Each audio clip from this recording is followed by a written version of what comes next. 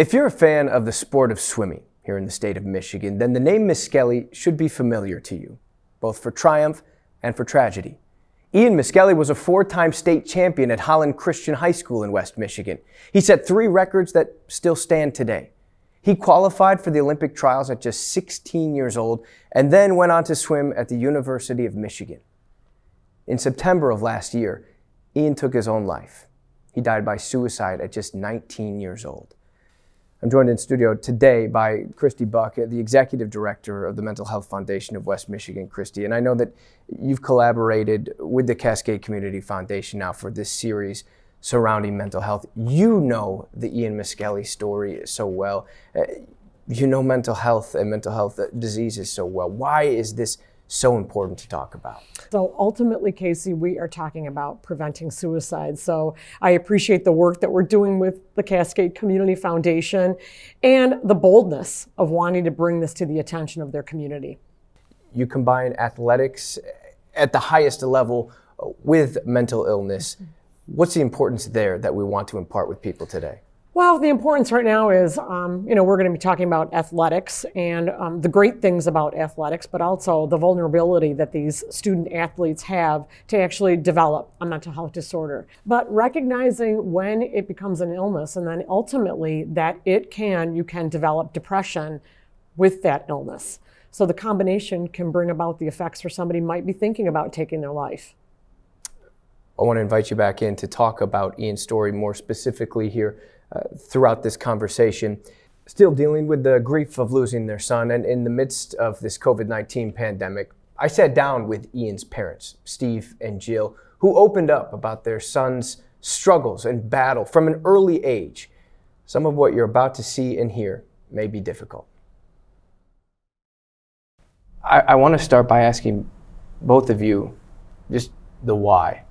Why have this conversation? Mm-hmm. From my standpoint, if we don't talk about this issue, nothing's ever going to change. We're not going to be able to affect real change, help people. And I vowed to Ian right away that we're going to do something to try to turn this tragedy into something good. And I just want to help people avoid this fate. Ian would have wanted us to help other people. That was one thing that Ian tried to do, is he tried to reach out to other people, tried to tell them his story, tried to make people understand they weren't alone. Who was Ian? I mean, I know he was just a 19-year-old, but who is Ian the boy? Funny, sarcastic. We call him like the voice of reason or common sense in our family. You bust out laughing. Yeah. For no reason at times. It was just, some of the things that would come out of his mouth were like... Even at a young age. At a young age, even at a young age. But a lot of things that we still have happen at home or even outside of the house, we just laugh because we can just see him going, and rolling his eyes or laughing or saying something just sarcastic and just making us laugh. Mm-hmm. Friendly kid, smart kid, Yeah. funny kid, successful kid, hardworking. Yeah, really hardworking. He was also self-aware from a very young age, which sort of played into recognizing the mental health issues that he was having. Mm-hmm. Where did you guys start to see that? I think you saw it before even I did. Well, I noticed something when he was young, because I worked at the school that he was at, and just even just helping him with his homework and like helping him study. He'd study and he'd study and study, and then he'd take a test, and it would act like he'd never been, like he was like out of school for 3 weeks. Yeah. So I knew something was going on, and I thought maybe it's a learning disability, something like that. But just the anxiety just seemed out of control. Like there was something going on, and then you had said that he came to you when he was 11. And then when he's 11 years old, I think he finally just figured out there's something not right here. I was in his room with him one day, and he said, "Dad, I don't know what's wrong. I'm just angry all the time." We said, "Okay, buddy, let's see if we can figure this out. Let's try to get you some professional help." And that was really the first time we said, "Hey, there's something not right here. We can't we can't address this ourselves. We got to go outside. We got to get some help to figure this out. And we started talking to a counselor, and then that counselor said, okay, I think we really need some psychiatric care, and put us in touch with and contact with a psychiatrist. And that was about 2 years down the road. And at that point, they finally diagnosed him with severe depressive disorder and anxiety. He's a 13-year-old kid at that point. And Yeah. for two parents that just described someone who was friendly, energetic, smart, witty, and funny, did that seem out of the realm of possibility? To me, it did. Absolutely. To me, I couldn't grasp it. I think you had a much firmer grasp on this and a much more accepting tone a lot earlier. Frankly, I had the same thoughts that a lot of people have. I don't understand, but why are you having such a hard time? Look at all these great things you got going for you. Look at what you've been able to accomplish. What do you have to be upset about? And that was the wrong thought process. You were never like that. You recognized right away. Yeah. It was a lot of this type of, we thought if he did better, whether it was in school or swimming or whatever it was, that he would feel better. Yeah. Right? And so we would point to, hey, you just accomplished this great thing. And he was constantly setting goals for himself. And we would constantly remind him, look how quickly you achieved this. Look how far you've come. And it just was never enough. If you try to apply a logical framework, if you try to apply a rational framework to it, like we did, you can actually make it worse. You can create frustration. And I think, for my part, I probably was doing that for a period of time. Yeah, I'm sure we were. Yeah. You're trying to give them a list of things that are going great, and look at this, and you've got this to look forward to and that to look forward to, and it just, at least for him, that was not enough. We always felt that he never believed it. You know, he always believed, like as an example, he got chosen to go to National Select Camp, which was in terms of the swimming world, it's 16 and under, best in the country. And you get, depending on times and everything, you get selected. And he got selected to go. He acted like anybody could have done that. That it was easy to do. You know, that he never gave himself any credit for everything that he accomplished. You know, and then even getting into U of M, he wanted to go there his whole life. He got in, and he's like, every time he accomplished something major in his life, he barely took 5 minutes to acknowledge it, and he was on to the next goal. For a fact, you know. What did you learn then about Ian, his relationship with sports and his relationship with swimming in particular, obviously, but also his mental health? From at that point, you know, it was tough for us. We were in a tug of war a lot of times, saying, you know, is this the right thing for him? Right. He seems to get very wound up, especially when it's time for the state meet or for going to junior nationals or something. And so I remember one time we were in Indianapolis, and we were swimming. He was swimming at the it was called Zones, and Zones was it was a meet for where 14 states, the best swimmers in 14 states, come together. And he's usually right after the state meet, and he got just he built this anticipation in his mind for how he was going to perform, and he built this expectation for how he was going to perform. And he swam the preliminaries, and he didn't do well. He just didn't do up to his standards. And there was a lot of reasons for it. I mean, it's at the end of the year, you're exhausted, right? It doesn't matter. We didn't care. We were just happy he got to be there. But he was so upset with himself that he was screaming and yelling in the car, just pounding on the door panel, pounding on the center console. I had to just take him out and just, frankly, I just yelled at him, like, what are you getting so worked up about? This is, you know, such an honor for you. But that was common. The struggle that starts at 11, or that's talked about at 11, recognized earlier than that, talked about at 11, diagnosed at 13, all the way up to 19 years old. When you look back at that, where do you recognize now those signs and symptoms? In the day-to-day, where did you see them? I saw it where he would pull away from people.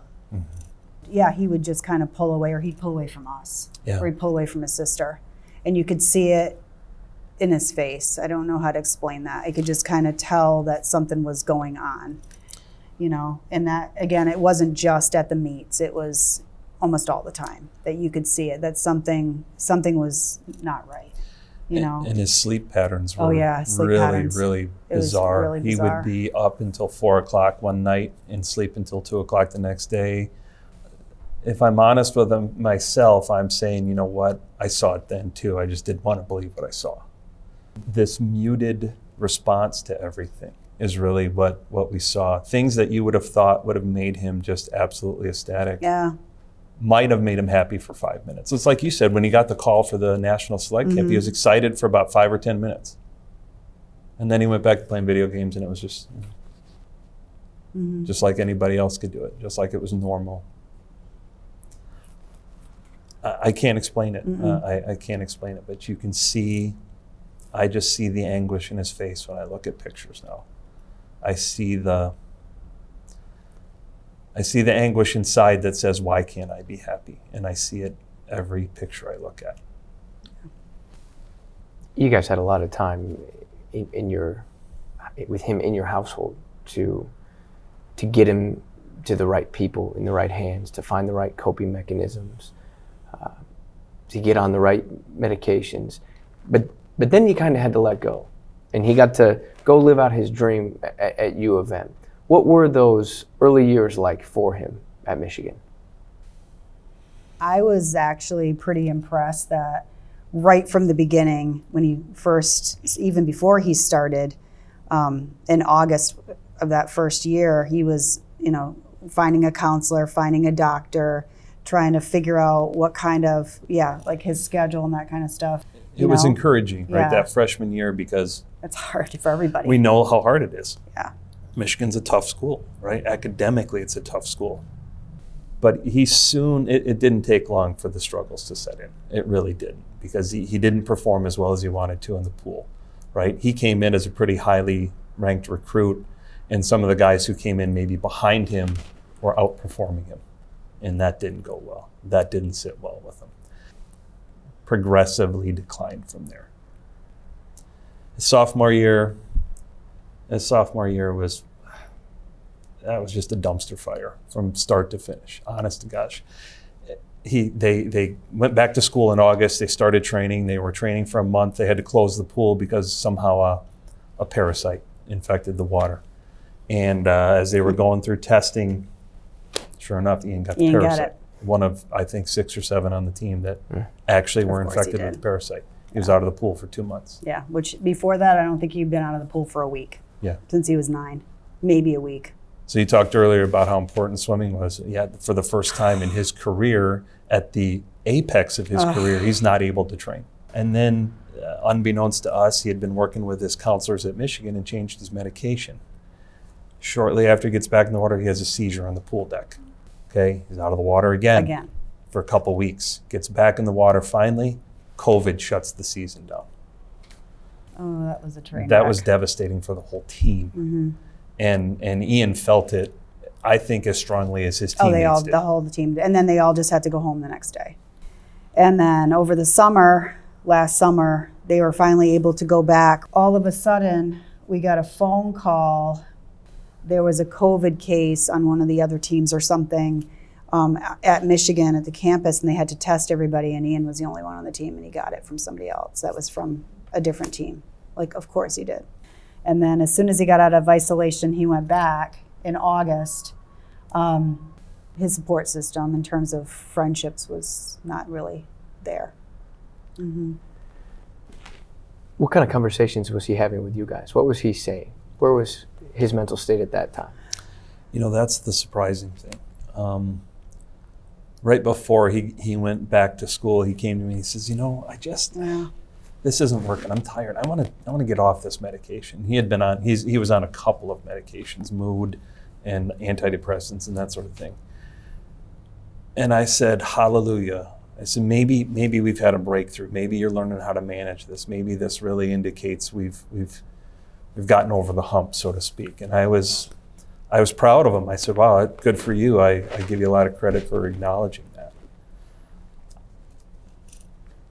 I took heart in those conversations. I even, as a matter of fact, his club coach called me and he said, so how's he doing? And I said, Jim, he's never been better. This is the best I've seen him.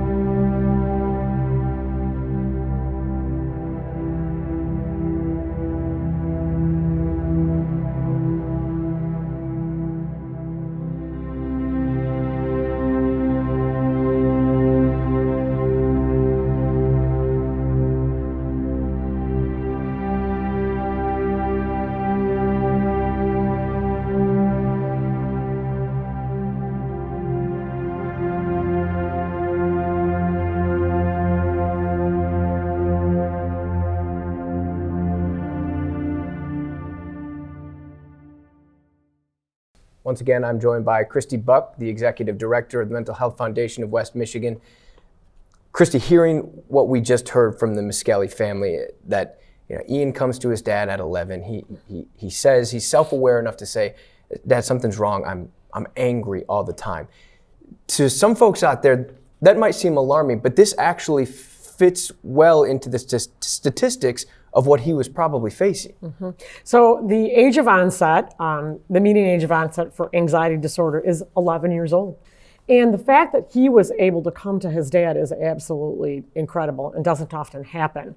So he saw within himself that he wasn't in control of his anger anymore. And oftentimes with anxiety disorder, you want to be in control of things. They help you to cope. Well, now suddenly he was not in control of this one big piece that was making an interference in his life, in his actions. His parents noticed the anger also, and especially at some of the swim meets afterwards, in just not getting that right time.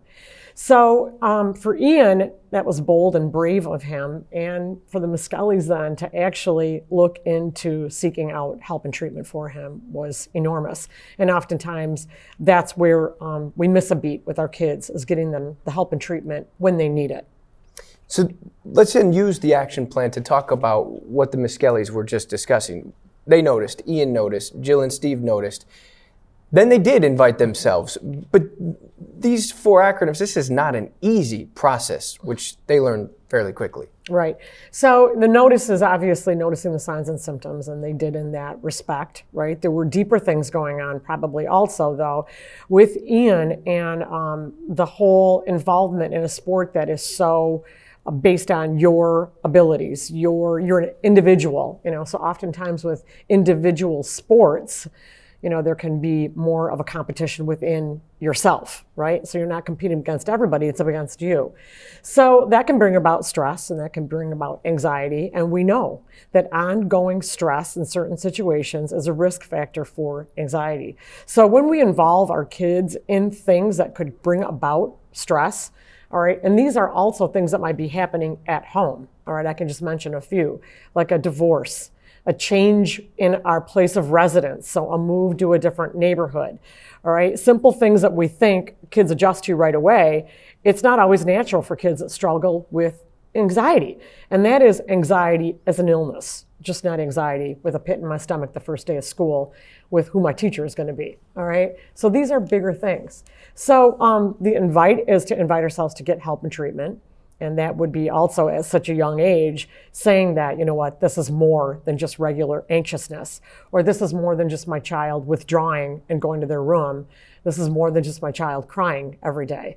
And that takes that next step to challenge myself to get help and treatment and finding good clinicians, finding a good counselor. And I love when people are utilizing counseling at a young age because it seems natural. All right, when you get kids into that later middle school, especially in high school, I don't want to go see a counselor. There's nothing wrong with me. And suddenly you lose that ability to say, yeah, you are going, and it can turn into a battle. So taking your child and making sure that you're recognizing that these anxious feelings are not typical of my child. I want to touch on something that both Steve and Jill alluded to. Steve said that he didn't buy in right away, and that Jill said initially that they were trying to fix and control the external to heal the internal. If he did better, then he would feel better, and we know that that's not always the case. So for a parent out there who they have been raised with this stigma that, well, counseling is because something's wrong with me, or if I do this, they'll be better. What's that message to parents to buy in from the onset? Well, and again, we can talk about, if your child had a broken leg, you would make sure that you would get them to go see a doctor. All right. Is a mental health disorder like a broken leg? Yeah, it sure is. Because it can stop your ability from going to school. It can stop your ability to carry out the routine that you love, the daily activities, right? And then it can keep you from engaging in satisfying relationships, right? When you have a broken leg, can't play my sport, can't do the things I love. If I'm in marching band, I can't march, all right? I can't do the things that my family typically wants because they got to carry me down the steps every day to get me to where to go. So if we look at a mental health disorder just like that, how disabling a mental health disorder can get to when it's interrupting going to work, going to school, engaging in satisfying relationships, and carrying out my daily routine, my daily activities, then it's time to possibly get help. And I wish everybody would see it that way, because that ultimately is what it is. A mental health disorder can be disabling. Where is the balance in athletics being a helpful tool to handle your mental health and a detriment to that mental health? Mm-hmm. So it's such a good thing, obviously. Why? It connects you with teammates, it connects you with kids that you have commonality with, that like what you like. Oftentimes athletics I love because they can turn into wanting to exercise as an adult. I love swimming because it's the forever sport, right? But again, it is for kids that struggle with an illness called anxiety. That can be all that pressure built up into actually having an effect on your physical health, your behavioral health, and then your psychological health. So that's what a mental health disorder can show us, is those three things are very much affected. Is their desire to exercise changing? Because oftentimes athletes want to exercise more. I want to get more in shape. I want to be the best. I want to be the fastest, okay? So those are a lot of pressures. And everybody doesn't feel like that as an athlete. You know that. I know that, right? But when you add in anxiety, we got to work through some coping skills. Like, what are you going to do in these situations? Now, with Ian, a lot of his coping skills for his anxiety to get him to that level where he's ready, they were routines that you develop. And oftentimes that can be also another anxiety disorder, and that's obsessive compulsive disorder. So how big are those obsessions entering into? Like, suddenly I need the same breakfast cereal every day before I go to this competition, and suddenly we're out of that breakfast cereal. Am I going to make do something else? Or am I going to be throwing a temper tantrum because I didn't have that cereal, right? Or the right socks clean for when I'm about to enter this basketball game and I've worn these socks over and over, right? Those routines, those coping skills, we got to look at those back when they're 10, 11, 12, right? Are those these habits that are built in now that they've turned those into, those are my coping skills? What happens when it's missing? What we're going to learn shortly here from the Miskelleys is just how much that routine played into Ian's life. When my conversation continues here, what you're about to hear will be shared publicly for the very first time from the Miskelleys. And again, we do want to remind you, it will be difficult for some viewers.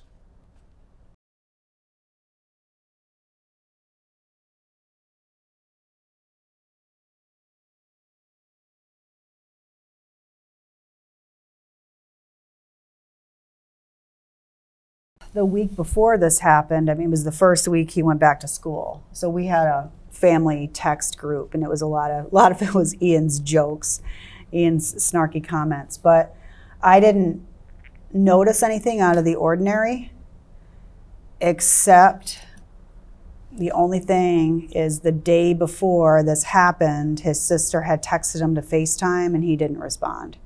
And then before we went out to eat the day before, I had texted him, because a lot of times he would, it sounds odd, but he would sleep during the afternoon. We had said his sleep schedules were strange. So he would, I don't think he had practice on that Sunday, but he'd get up for practice, come home, and then he'd sleep for like 4 or 5 hours, and he'd get up at like 3 o'clock or something and start his homework. So he responded later in the afternoon, which I didn't really think much of it. Except he didn't respond to his sister at all, which was a little bit odd. So then before we left for dinner, I said, I'm going to text Ian and maybe we can FaceTime just before we go for some reason, And I texted him and he responded, sure, okay, which was not unusual. I could tell, you can kind of tell by his responses sometimes that there was something a little odd. Mm-hmm. And so we all three of us FaceTimed him and he was in his room. I did think he seemed a little odd, but again, this was going on for 8-9 years, so he would have some good days, some bad days. It was very lighthearted. It was very back to normal, I would say. I agree. We both felt uneasy, but not out of the ordinary uneasy. No. That's the other thing I think that people need to recognize is that you learn to live with an uneasy feeling all the time. Yeah. And that may be a warning sign in of itself if I think back. I can't tell you how many times the thought occurred to us, hey, how come he's not responding? How come he's not answering our text? It's 2 o'clock in the afternoon, what's going on? But that concern, that fear is always there. It was always there. And so when we went out to dinner Sunday night, that fear was still present, but it wasn't different. Mm-mm. It wasn't more. It was the same fear that we always had. Felt like he was in control of his situation. Yeah, I mean, he had, again, his counselor was so close to his counselor. The guy was awesome. He had his teammates, and if it wasn't just the guys, he had the girls. He had friends. He had us. He had my daughter, Chelsea. He had a network we felt good about. Yeah. It was more, like you said, this almost felt like it turned into Ian's personality and nobody really saw it, Mm-hmm. Even the night before, at midnight, after talking to your brother, I guess he was playing video games with his cousins and his uncle. Mm-hmm. Like, wait, what? Yeah. So I don't know. And that was September 6th. The dinner, the texts, the FaceTime. Yep. Mm-hmm. Yep. Yeah. Yep. And and we had talked to him the night before, hey, what time is where are you practicing? He's like, Wednesday we have a meeting at Canham, which is the pool. He said, yeah, we have a meeting on Wednesday. It's going to be open. The rules were changing at that point. Oh, okay, I have practice tomorrow. He just didn't make it to practice. And I went through his phone, of course, I went through his phone, did I miss a phone call? Did he text anybody? Nothing. And the text I saw was after 8 o'clock from his coach saying, hey, we missed you, where are you?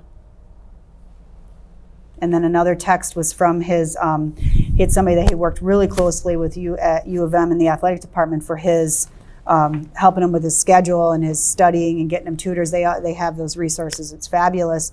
And I saw a text from her at 9 or 10 o'clock because they were supposed to meet that morning to go through, because the semester just started, like what he was going to work on. He had an appointment with her at 10 o'clock. She's like, do you need more time? Nothing.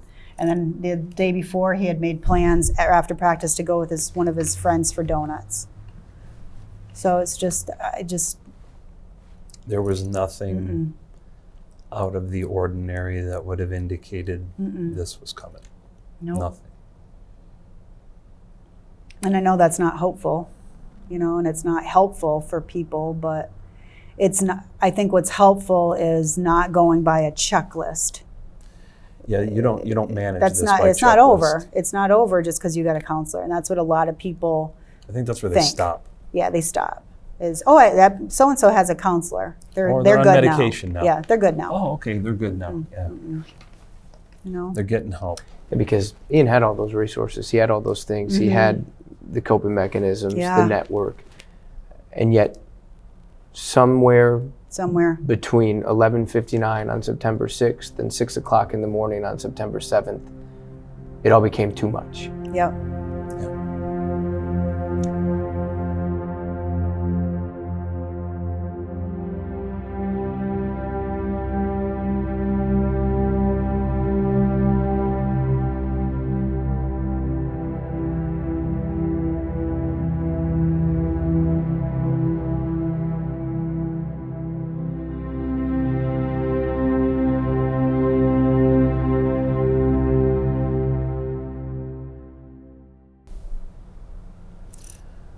I mean, it was Labor Day. We woke up, and obviously we didn't know for quite a while. We didn't know for hours. We had no idea. We got up and we decided we're going to go down and take a walk in Holland State Park, just go to the beach and hang around, and just kind of had a quiet morning.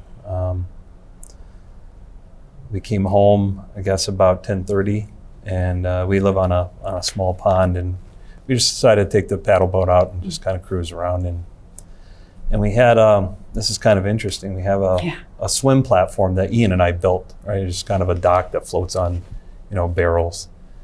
And just for some reason, that dock had broke away from the anchors, and it was washed up sort of on one of the neighbors' beaches. I was like, oh, that's weird. That's weird. Why is that happening?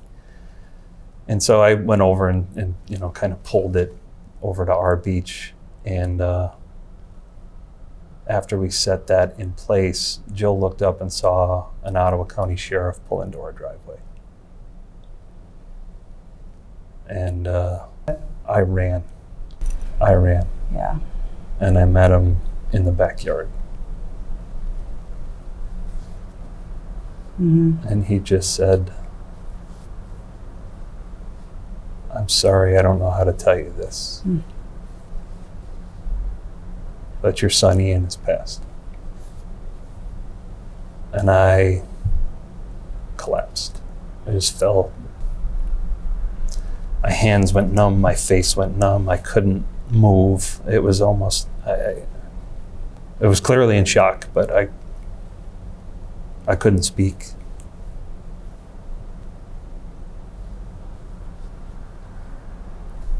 You came up and I just said, it's Ian. Mm-hmm. And then Chelsea ran outside. And then she just started crying.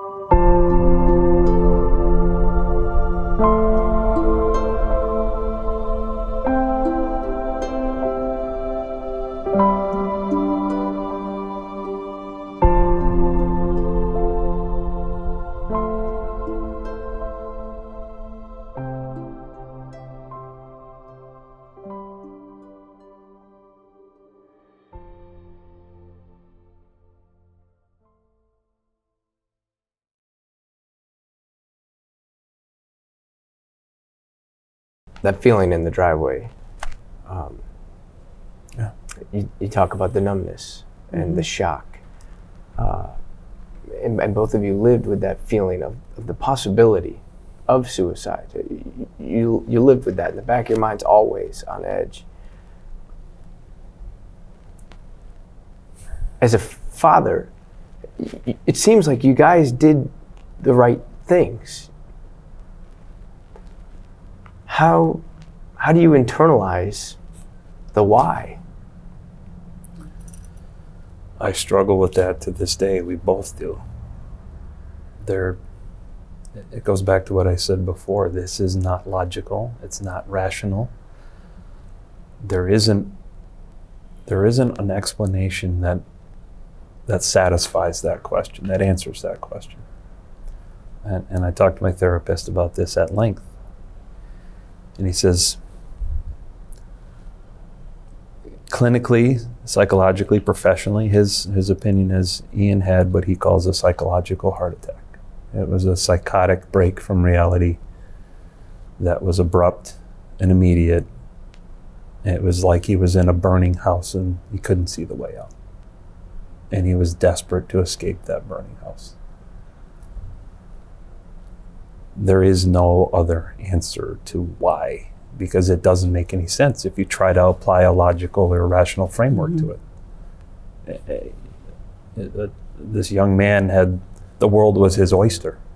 He had a scholarship at the University of Michigan. I mean, that, if you start thinking in those terms, you'll never answer that question. And it wasn't that he never dealt with failure or hardship in terms of goals and what he wanted to accomplish. He was used to it. He was used to not doing as well as he wanted in school or in everything, right? And things not working out. It wasn't like, oh, he had a bad year, he wasn't where he wanted to be on the team, or he didn't do as great as he wanted to do in his class, he gave up. I mean, that kid was used to setbacks, and he would try to figure out how to fix it. Like, again, even before school started, I'm going to make sure I get a tutor. I'm going to make sure I get a doctor, make sure I get a counselor, make sure I have this working. He was trying to do everything he could. He was and determined. So determined. Oh, yeah, it was Very unbelievable. Things did not come easy to No. him. And I think that's one thing I want to make abundantly clear, is that, yeah, he was a gifted athlete, but he worked extremely hard. And his coaches will all tell you, he was the hardest working one in the pool. Yep. Hardest working one. He pushed himself all the time. He worked extremely hard. This was not easy for him. And that's the part that I struggle with, is everything that was in place and how he had always kind of pulled himself out of stuff. And like, if he had a problem, he knew who to reach out to, we thought. Or he's had it before where he didn't do as well as he wanted. Okay, then what can I do to fix it? And he'd contact a coach. What can I change? What other race can I try? What can I do here? And they'd work with him. They were awesome, and he would be on top of it. Oh, I don't want to do that one anymore. I'm going to try this, or I'm going to focus on this, or that. I'm going to think of an example. That class didn't work out the way I wanted. I'm going to change this study thing. I'm going to do this instead, or I'm going to try this instead. It's just, I always thought he was always making an effort. Hopeful, maybe idealistic, that he has the tools he needs, that if he runs into a problem, he's going to get stressed, and that's just his personality. With other stuff, we don't even know what was going on in his head. I just figured, okay, no, he's fine. He'll go to practice. He'll change something up. He's got his friends. He's got us. He'll reach out. He always does. If that doesn't work, he'll call his counselor. He'll call 911. He knows exactly what he was supposed to do. So that's the part. His housemates were with him, right? Yeah, his housemates. His emergency plan was there. Was hanging on the wall, right next to his bed. Yeah, why now? Why this time? And it's not one thing. It's not, again, he didn't do this team, or he didn't make this. It's just, and that's what I'm learning now. It's just whatever was going on in his head. Nobody had any idea. And no matter what happened externally, I don't know what it would have done. And we talked about it before. Like, he could have won a gold medal. One of his coaches, his club coaches, asked him before, like, what if you go to the Olympics and win a gold medal? Was that going to be enough? No. No. I don't know. We even talk, we said the night before we felt uneasy. It wasn't an out of the ordinary uneasy. It was a typical uneasy, but we felt uneasy. Mm-hmm. What if we gotten in the car and driven to Ann Arbor? And it's easy to fall into that trap to say we could have saved him. The reality is we might have found him. You learn to live with that unknown. You learn to live with it. And it's that's a daily battle, because you will question yourself, and I don't expect to ever not ask that question. What could we have done? What did we do? What should we have done differently? The professionals will tell you nothing. You did everything you could and more. Yeah. As parents, that is not an acceptable answer. So what is it then?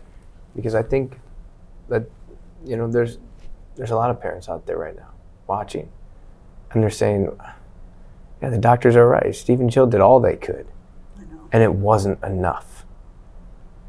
So then what?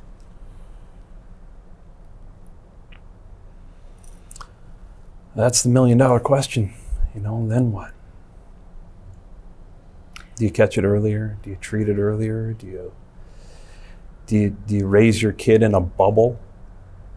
I think some of it is what we're going to hopefully do now. Yeah. Is, I look back at, we got him this, we got him that, we did this, I was constantly researching different ways. I was getting into mental health things at school, trying to learn it myself, sending Ian to this, my daughter to this, to try to make people aware and help others and that kind of stuff. But we talked about this yesterday with the consultant, is that I don't know if it would have made a difference, but I really feel that if we were able as a family, the four of us, or even you, me, and Ian when he was younger, to sit down and have, I don't know if I want to call it counseling or just something, just to help us along, maybe more, I don't want to say more open about it, because we were, but just give us better options. Give us better tools in terms of, instead of me like reading stuff, okay, this is the training I went to and this is how I do it, because it's different when you're trained how to deal with mental health with someone that's not your kid, where, I'm a teacher and I see it all the time, and I know signs and I can see this and I can refer kids and I can kind of try to help them. But when you're in the middle of it with your own child, it's almost like it's just too close. So I would have really, looking back, I would have really liked to have had some kind of, support system or something when he first started going through this that wasn't, and maybe it's my fault for not looking into it, but like when Ian started with his therapy, that we also were in tune with what was going on, because we didn't go to his appointment. Like, I brought him to his appointments, but I wasn't part of what was going on. So that would be... Yeah. That's a key somehow thing. I think that would have helped, and not so much, we're all going to psychiatrists. That's not what I mean, because there's still a stigma with that. It's more, we're in this as a family, and maybe that would have broken some of the barriers down for Ian, where he never wanted to upset me. He always wanted to shield me and Chelsea from how bad it was. I know he was doing that, because he was just that kid. He would send me stuff about, like, take care of yourself. And, he knew that he was scaring us. He knew it. And I just wonder if there was something earlier on that maybe, I don't know, maybe it earlier, and I'll add to it. that, the current mental health system is really hard to navigate. Yeah, and it's really, it's not comprehensive. There isn't this very clean flow. It's a series of handoffs. And it's up to you as the patient to navigate those handoffs. If you had a crisis, where would you go? Well, a lot of people go to the ER. Okay, well, the ER, frankly speaking, is not equipped to handle mental health crisis. We had that a few times. And so you go to the ER, and basically what they do is they observe you, and if you get to a point within an hour or two where you're no longer a threat, they say, okay, we'll discharge you. You got to call your psychiatrist and make an appointment within a week. Try to get in. Yeah. Well, then try to get in the time frame that they tell you. You can't. And so you make the appointment that you can, and then frankly, you sit in this appointment with a psychiatrist, and they're going, okay, have you had any issues lately? Do you feel like you're going to kill yourself? Okay, they're not even talking to the patient. they're filling out a form, they're going through a checklist, and then they're on to the next appointment. To me, that's ultimately why we're doing what we're trying to do. Is there's a huge gap right now in the healthcare system. That gap is from all the awareness that's out there, and everybody is. I think awareness is great. I think there's really good. Thousands of awareness programs across the country. It's making it much easier for kids. And that's a good point. It's making it easier for kids to talk about it. Mm-hmm. But what that's creating is a tidal wave of patients that ultimately don't have anywhere to go, because what we're missing is treatment. The state of Michigan, and I don't know the exact numbers, okay, but it's something like years ago, 15 years ago, they had a vast number of psychiatric hospitals. They've closed almost 90% of them under the auspices of cost and insurance. And now, if you have a mental health issue, there's not a specialty hospital to go to for depression and anxiety for adolescents. So you might go to a hospital, if you can find a bed, by the way, and if you can afford it, because it's $20,000 to $30,000 a month. If you can get over those hurdles, you might actually have a roommate who is a homicidal psychopath, because they lump mental health altogether as one affliction, one problem. So Ian had checked himself into the psychiatric hospital, and it was a mixture of all different people. So he was in there because he felt like he was, anxiety got really bad, and he was worried, like, I'm going to hurt myself. I'm feeling overwhelmed. And so he went in on a Monday, and we went and visited him the next day or so. And it was scary. Like, I walked in and I felt scared, because I thought, just different. And that sounds terrible, but just different people that were walking around. Like, my kid is at the time 18 years old. There's these older people here that, like, this person's his roommate, like 60-year-old. It was just it was scary. And Ian, honestly, I don't know if he did this, but I think Ian would have said anything to get out of there, and I get it. And we had another scare. I don't know if it's a scare, but about a year later, 6 months later, he had taken a survey when he had his seizure, and he must have put, like, yes, I've thought about suicide before. So it was flagged. So we went back to that, before you check into the hospital, back to the emergency services, and was talking to a doctor for a while and all that stuff. And you could see it, because we came in and we talked to the doctor as well with Ian, but I could see Ian was like, no, I'm fine. There was no way that he was going to go back there. He would say anything to stay out of there. Mm-hmm. I just... And that's the key thing, right? I think you gotta, number one, we have to break that stigma. We have to do something. And I think the awareness piece and the awareness programs that are going on in the country right now are doing a good job of that. People are more open to this now than they ever were. They're more open to talking about it than they ever were. But the very next step is we have to provide treatment options for these people, particularly kids. And like I said, not just the kid. We gotta treat the family. Treat the whole family. Because again, we're guessing, right? If when he was 14, if I was involved a different way, would it have made a difference? We have no idea, right? But that was one thing, is you too, I felt like I was alone, and I was trying to manage this, and Ian was trying to manage it. And again, when it's your child, it's not the same. No. You're always afraid, and I don't know. There's such no matter a what high you read, and you emotional try to, aspect as a parent, how many books? Like, I'm going to read through this. Okay, I need to say this. I need to say that. I need a network as well. Like, Ian had networks. He had, again, his teams. He had his friends that were not on his teams. He had his counselors. But everybody needs a support network, and that was that.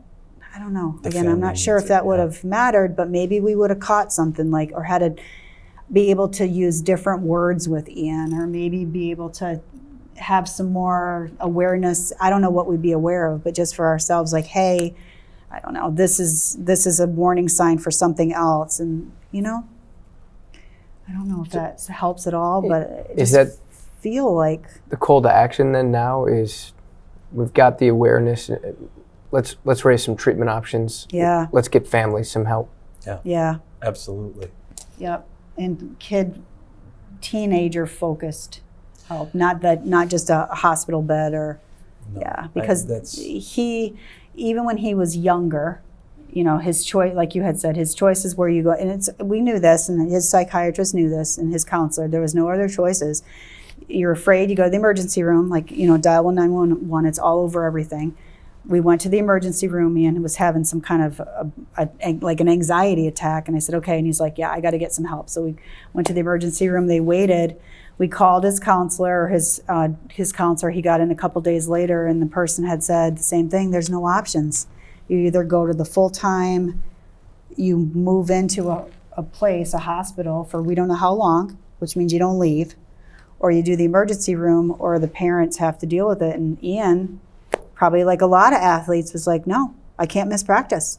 I'm 16 years old. I can't be out of my sport for swimming is definitely, what would Ian say? You lose one day of practice, you lose 3 days. You got to take 3 days to make up.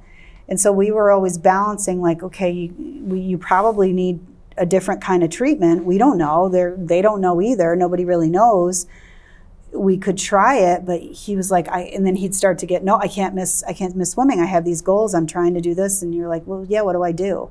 And is this full-time hospital? Then he's out of high school. It just wasn't an option, where something that we've been talking about is you have, as drop-in sessions that the kids could come in and talk to people, or they have a place to go that during, I don't know if a crisis or just something. Just a drop-in center if they feel program. Isolated or alone, they feel like they don't have somebody else going through this. They can't relate to other people. Right. A place where they can drop in and there's other people there that are going through the same thing. The same age, yeah. Do you think that would have helped Ian? I do. I do. A group when he was younger that he could go to outside of swimming, and his swim team would have mattered, and then we would go as well, and we would be with parents that are going through the same struggles, and we could say, hey, what did you do? And maybe I've got, my kid's 13 and this one, their kid's 18, 19. Hey, I went through this 3 years ago. It may not help, but this is what I tried. Just to have something besides the internet or, kind of talking to the doctor, which you sort of can't because of medical rules. And yeah, I think it would have, at least, maybe being selfish, but it would have alleviated some of my anxiety of, I'm not the only parent and I don't have to hide this. And people ask me all the time, why is Ian all upset? Look at him on the podium with a frown on his face. And it was always like, no, it's okay. There was nobody to. People just didn't understand. People didn't understand. So you got to have a support network who does. So awareness of anxiety and depression, awesome, because that's how you get help, and that's how parents can know, and friends can know, and teachers can know, and community can know. But a step beyond that is the support system that we need for people that are going through it and their families, because it really would have helped our daughter too.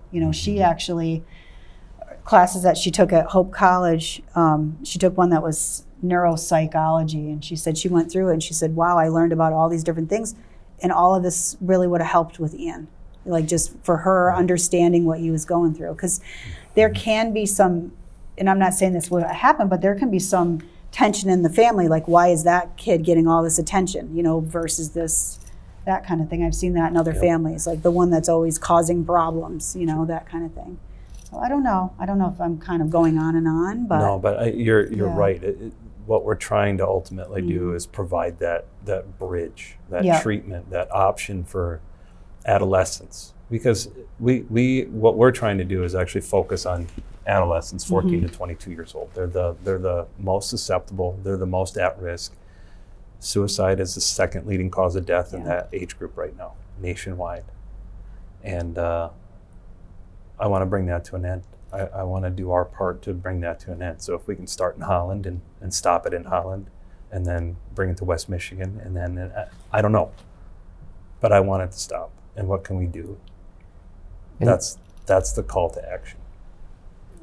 Just to the parents out there who may have a young child, that are in these early stages of this illness, just like Ian was.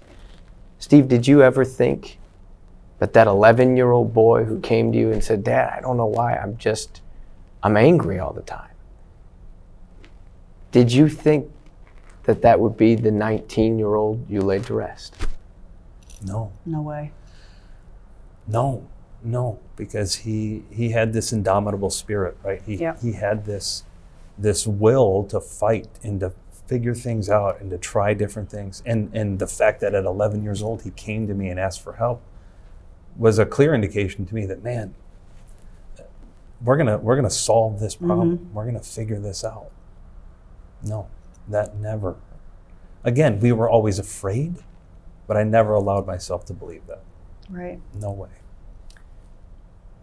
You talked about that conversation you would have with him often as he struggled with anxiety and depression, that your story will help others. Yeah. Maybe at the time you didn't understand the scope of how. What do we hope Ian's legacy is? Well, we're going to put his name on our wellness center in Holland, and our goal is to help others not go through this. Help others, to Jill's point, if there's families struggling with this, if there are kids struggling with this. We want to provide that place where they can come and they feel safe, they feel accepted, they feel like I'm not the only one. I want Ian's legacy to be the helper that he was. You know, and that it's okay to talk about it, and it's okay to be a high-level athlete and talk about it. And I struggle with it, and that's part of this center that I just kind of see kids feeling comfortable saying, "Yeah, I feel the same way." Like, and I can reach out and help somebody else. You know, because that's what Ian wanted to do. It's just he just couldn't at the end. Our hope was that we could have done something like this when he was still with us. Yeah. And he could be the star. He could be the sage on stage, so to speak. But at this point, that's our job now. Yeah. But I made him a promise that I'm going to carry on his legacy. Mm-hmm.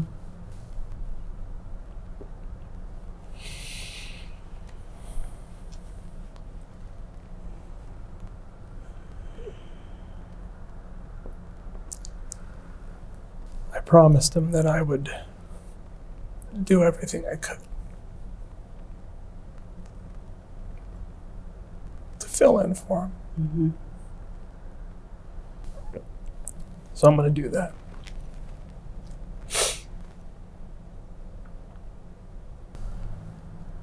I want to help as many people as I can avoid this. Mm-hmm.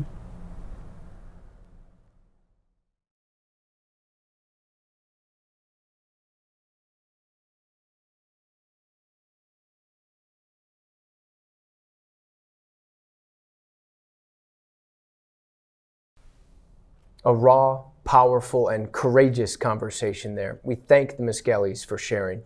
Christy, when you hear that conversation, the Miskelleys, it seems like they did all the right things. They had that conversation at a young age. They got Ian the professional help that they needed. They had systems and plans in place. They thought that they were out in front of it. What then does someone do? Yeah.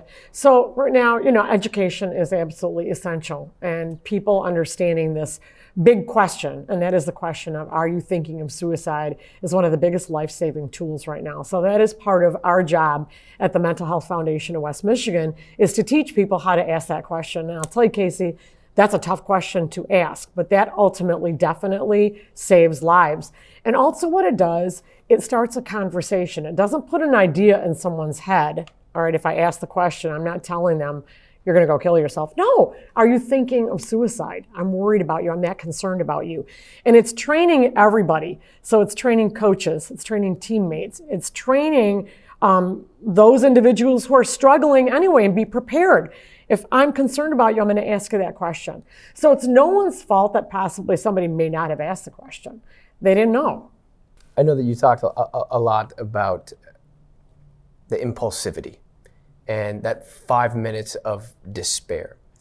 Can you expand on that and what people need to do in order to help someone through that 5 minutes of hopelessness. Yeah. So there was a study done in Houston, Texas, and it was at a psychiatric facility.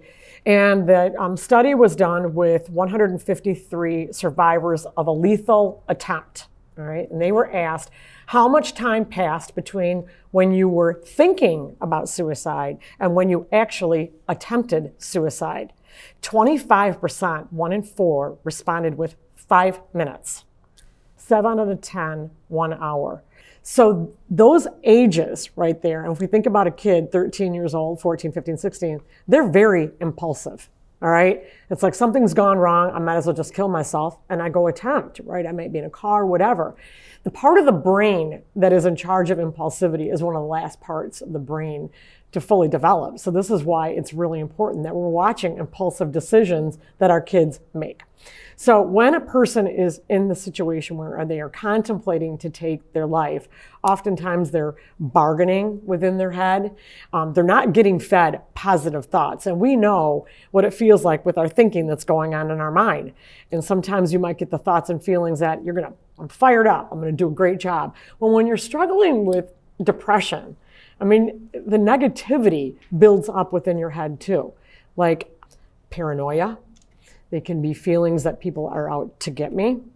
If you look up online the story of Kevin Hines, he actually is a survivor of an attempt off the Golden Gate Bridge.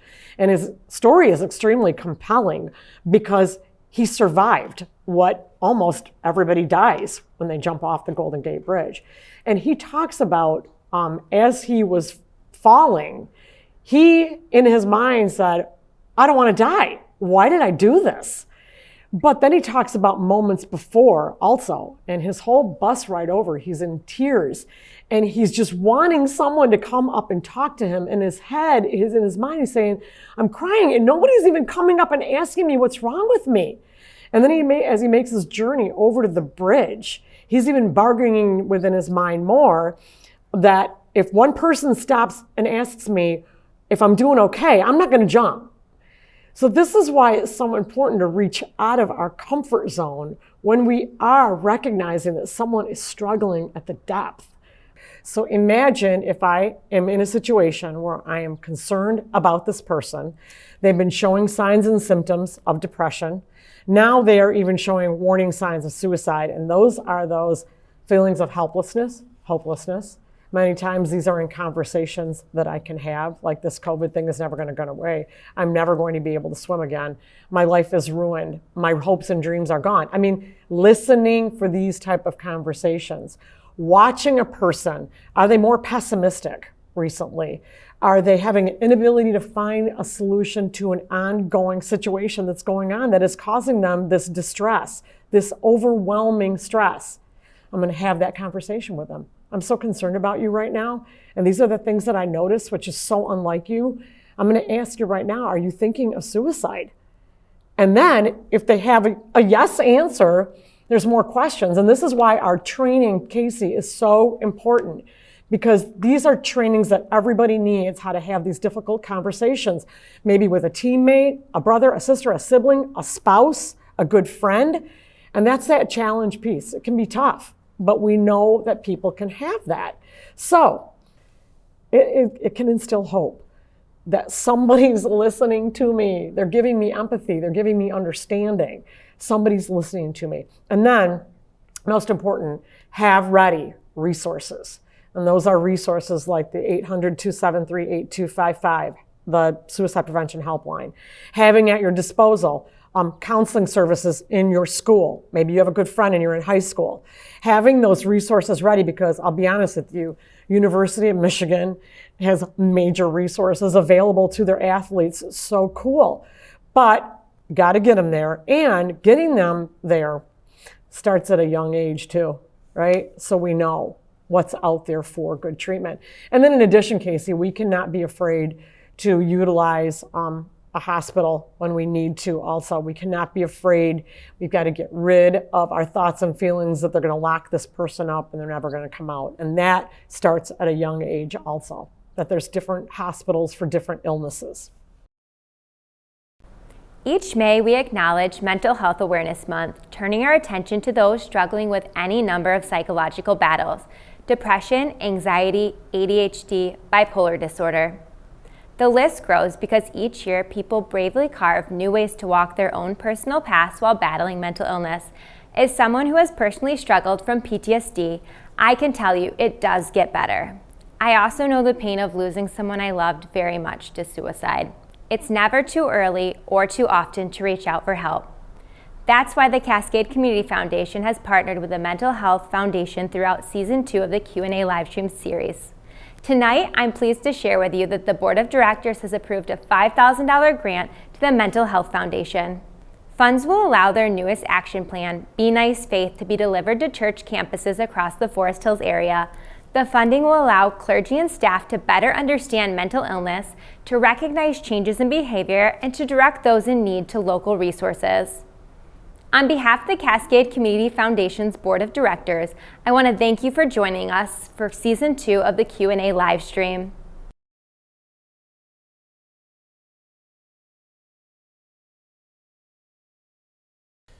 From the Miskelleys, obviously they are still in the very lowest depths of grief, but building out of that some hope. They've got plans for this center, and what they say is what they felt through this entire process of Ian battling severe depression and anxiety from age 11 is that they didn't feel like there was a scope for the family, that you were treating the individuals, and what happened along the way was maybe individuals were left off where the other person was. Where does treating the family with a mental health disorder fit into this? Casey, just like a physical health disorder, if your child was diagnosed with a physical health disorder, you'd want everybody on board, right? And that's where opening up and having conversations about mental health disorders is always important, right, at a young age. And then in addition, bringing it together so it is under one roof and people can get services at the same time. And I don't think that when people lose a loved one to suicide, it's not that they're angry or yelling at somebody for not doing the right thing. Oftentimes they get energy to see, how can we fix something? How can we fill a gap that might be missing? And so for their family, that's what they felt. And they're empowering themselves to ultimately do something really amazing for the community. I sat down with Dr. Edwin Kornoelje, a specialist in sports medicine at Metro Health, University of Michigan Health, and a former team doctor at Grand Valley State University. We talked more about student athletes and mental health. Take a look. 22 years with Metro Health, family medicine, sports specialty, an expert to talk about kids, families, and how they interact with sports. Let's just talk about the role that sports plays in the development of youth. Everything, from that physical exertion to the camaraderie, the adrenaline, how it shapes who they are. Mm-hmm. So everything about sport is good. There's things that have come alongside of it that I think make it more difficult, but being active, and I guess I should say maybe not even sport, just being active, right? So being outside as a child, playing with your friends, playing with your family, it's all good because as we know, mental and physical well-being come from being happy. And guess what? When you're outside playing as a kid, most of the time you're happy. And so being active at that age and then translating that to older ages is really what we want people to do.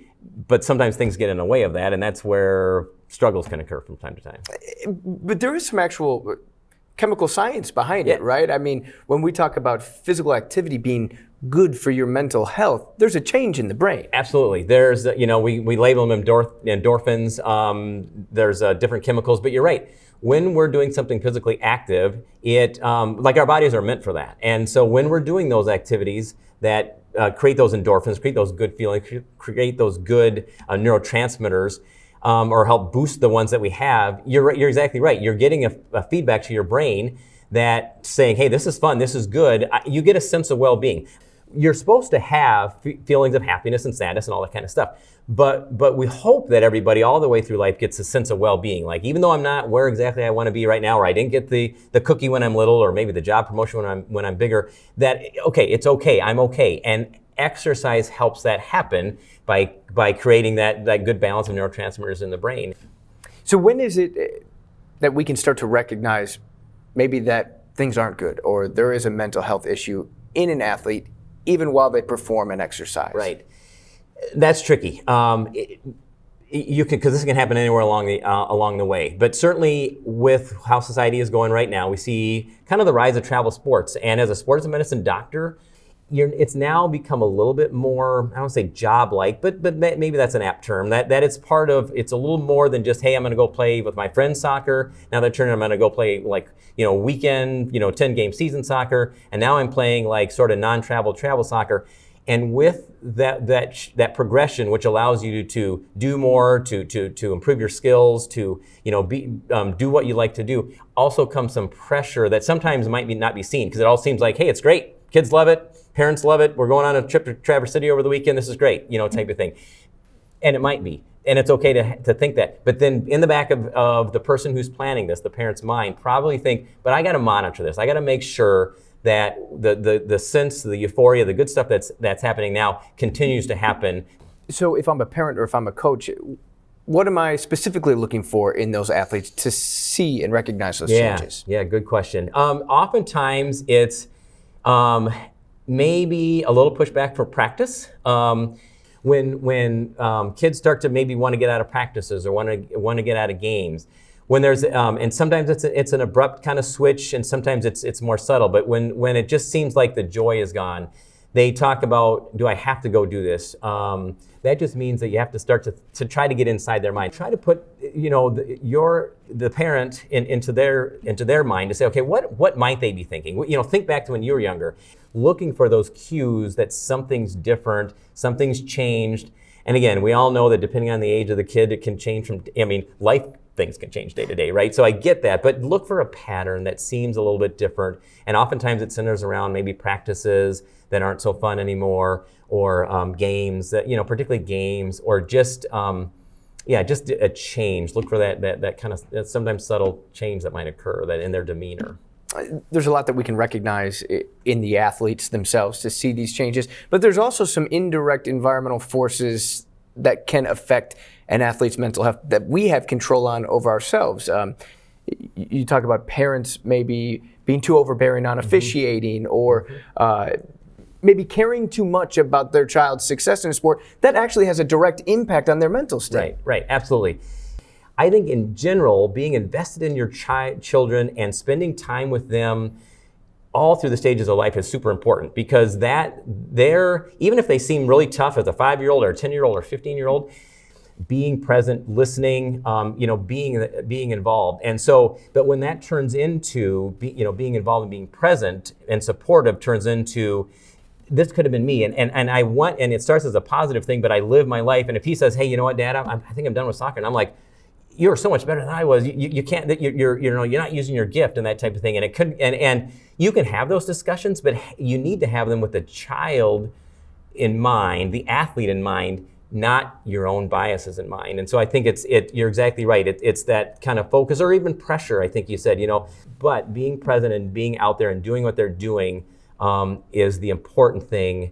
And the result that comes from that is fun and nice. But that's not the end all be all. I think if we focus on being there as opposed to the result, I think that helps kind of maybe focus where we should be and help us be supportive without being overbearing. Let's dive into this idea that athletes sometimes can use sports as an escape from anything in life. As a doctor, is that a healthy mechanism? Generally speaking, yes, absolutely. Whatever it is, finding something that you identify with, and that helps you maybe forget about some of the stuff that's going on in your life. Because like I said, having those pursuits, those athletic endeavors, and like we talked about, being active, and whether or not it's on a sport team or going for a hike or going for a walk, but getting out and being active is so important for us. And so if you have a pursuit or an activity that you do identify with and helps you get away at least a little bit of a break from the things that maybe are bringing you down right now, absolutely, that's a good thing. It turns into the bad thing when that sort of it's like it becomes too much of a pressure, like that you identify like that. So kind of escape and active, that's good for my body, turns into that's who I identify as. That's sometimes where I think a problem can arise. What does an athlete do in a situation like a pandemic, like a COVID, where you can't avoid a stoppage. COVID was kind of like, for some things, a gigantic off season. And so in one sense, it was good because it forced people to sort of take a break. But because it took me out of my normalcy, that left a little void. Well, again, if you have someone, particularly at an adolescent age, who really identifies with that activity, or even with that peer group that goes with that activity. So my daughter, she's a great sprinter, and she really likes hanging out with her teammates. Well, because of COVID stuff all year, this year, sometimes she could hang out with more of her teammates and sometimes less of her teammates. And while she was still able to train in a certain manner, in no matter what kind of stage of the pandemic we were in, she couldn't hang out with her friends. And for her, I could see that was something that really bothered her. Even though she was doing her sport, she wasn't doing it the way she was accustomed to. So it takes us out of that normalcy, our normal routine, and then it stops us, like we said, being active is a good thing. And so now we're saying, okay, you can't go for a run, or you can't swim, or you can't practice baseball with your teammates, and now you're not as active. And we just said activity is great for the mind and the body. Well, guess what? That's a situation that's ripe for problems. And so you fill it with something else. And my son just graduated from college, and he did a great job, but he played a lot of video games when he was younger, and he still plays video games. And so my point is, I have no problem with the video games, but if that's what sort of kind of fills in the void, that can be a problem. Or getting into bad habits because you don't have something else to fill it up with. And again, being the parent, you have to be mindful of the child. And I think that anytime there's that forced stoppage like that, it can be problematic. If I am a parent out there, or if I'm a coach, what is the biggest tool I should equip myself with to help those athletes, or to help myself find that happy medium? Whatever you can do to keep the lines of communication open. And we joked when my son was in kind of middle school, going into high school, that he spoke whale. And that's because if you'd say like, hey, how's it going? He'd go, huh. And you're like, what? What did he say? I think he said okay, but we're not sure. But we were communicating, right? And he was communicating in his own way. And sometimes we'd have to say, well, I didn't quite catch that. What did you say? But if you leave the lines of communication open, then they can tell you or start to feel comfortable and know that they have to be able to come to you and be comfortable telling you things. If something's not going right, or they don't like the way things are going, they're going to be more apt to tell you. And that can be playing with your kids on the front yard. That needs to happen, and that's when you find out things about your family and about yourself and about your kids, is when you create those moments where you spend some time together. And it can be a trip, and it can be sitting out on the back steps, and it can be lots of different ways, but just sort of that quiet time together where you just start talking, and then you don't know where things are going to end up. So, and obviously, it's only 9 months ago, still fresh, so they're navigating a lot. But from what you heard and saw, how was their approach? Perhaps the hardest thing to try to understand is when you have a child that commits suicide and you have your own children. And what I heard them say is, they said, we don't want this to happen to somebody else because of what we feel. And that means they're going to help other people, even if they didn't set out to help other people by just saying we're going to help other people. They're going to be so impactful as this moves forward. It was raw and it was real, and it's life, but in the end, something really good, I think, is going to happen. And that doesn't take away from the badness that's happened. That just means that there's more goodness. What are they supposed to do other than what they did in that situation? I mean, you're a doctor who's around athletes all the time, and it just seemed like they made all the right moves, and Ian had the right resources available. Like you said, they did everything. They were attentive. They were present. They communicated. They were aware. They did everything the right way. And it shouldn't tell people that, well, there's no hope then. If we all do things the right way, it never works out. Because unfortunately, we hear about this situation. And what we don't hear as much about is someone who didn't get this far because the system was in place, because the family network was in place. You don't hear about that. But virus is a bad virus, and it was here, and it's still here, and hopefully we'll get on top of this, and I think we are, but it wasn't controllable. Life is like that too. In this situation, everything was in place. They were doing all the right stuff, and sometimes even that isn't enough. And that doesn't mean we don't try, we don't keep working, because it's working, it's worked for others. And it's sometimes a hollow victory to know that, but it's a victory nonetheless, which is why doing more of this type of thing, educating, talking about it, taking away the stigma is really important, because there's going to be more successes than moving forward, even though there will still be some failures along the way, because unfortunately, like I said, we were talking about, our life is some ups and downs and some failures and successes, and you can't just take it all away. I wish we could. Did you know that 21% of high school students feel pressure to excel at sports? And yet athletics remains one of the most positive influences on the mental health of our young people. To help our children find the right balance, be proactive. Here are some tips. Show them love and affection. Get interested in their life and demonstrate that you value their ideas and opinions. Encourage them to talk about their feelings so they learn they don't have to get through things alone. Also, get active. Physical fitness can help your child remain healthy physically and emotionally. Ensure they're getting sleep and limit their screen time. Above all else, seek help if you're concerned and get the right information from your doctor or trained professional. Act with facts. You'll be glad you did.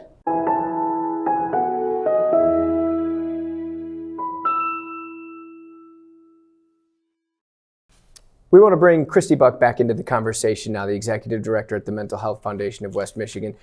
Christy, certainly some interesting points and unique perspective there from Dr. Kornoelje, but something that you're not too foreign to is just the role that parents play in a student athlete's mental health. Yeah, so, oftentimes we all want our kids to find something to get exercise, right? We might have, our children might be good at one thing and maybe not good at another. So making sure that we give the opportunity to our children to find the sport that they really like, the activity that's going to give them that cardiovascular, whatever. And it might not be the sport that I want them involved in, and it may not mean that they're going to be the best. And for the kids that excel at a sport, oftentimes parents find the club sports to get involved with. And then, in addition, the hopes and dreams that they're going to play varsity and possibly go on to play in a university, which we know that doesn't happen all that often. So I encourage parents to find a few sports for your child to be involved with, to always have a fallback sport. We talked a lot today about the student-athlete dynamic and that there's almost two families to it. There's the family at home, and then there's the family of the sport. And equally important to the development of that athlete's mental health. You guys at the Mental Health Foundation are working on something unique to reach that second family. Yeah, so it's year 3 of a partnership with the Michigan High School Athletic Association. So we are going into, we'll be training the 30,000 coaches in the state of Michigan in the Be Nice Action Plan to utilize it to recognize the onset of a mental health disorder when one of my student athletes might be struggling. And this is where a parent component will be very important. And that is when a coach can have that conversation with a parent that they are concerned about the child, the student athlete's mental health. And are parents ready to have that conversation? So with the school districts where we are already implementing Be Nice, we'll be making sure that there are these parent components to go along with that. There's a lot of pressure on coaches in general with parents. I remember I was a parent of athletes, right? And you get charged up and fired up and looking, why isn't my kid in the game right now? What's going on? And oftentimes let the coach coach. The coach is there to coach an entire team. And it's not just about winning. Obviously, coaches want that, but it's about team dynamics. And especially with high school sports, that's one of the ultimate things that comes out of sports, is finding other kids that you can hang around with, that you have something in common with, that you're treating each other with respect, dignity. So many good things come out of sports. I want to thank Christy Buck and Dr. Kornoelje for their insights on this topic. And of course, the courage of Steve and Jill Miskelley for sharing their story and leaving us with a little hope. If you'd like to share your own experience with battling a mental illness, the Cascade Community Foundation would like to offer that opportunity for you to do so. On the bottom of your screen right now is a website for you to get in touch with their team. And throughout this episode, we've been providing a hotline for those in need of help or guidance. If you or someone you know is experiencing a change in your mental health, I invite you to make that phone call. It's 100% anonymous. Please, don't remain silent. Reach out today, whether it's that phone number or starting a conversation with someone who needs it. On behalf of the Cascade Community Foundation, the Mental Health Foundation of West Michigan, and our sponsors, I'm Casey Jones. Thank you so much for joining us.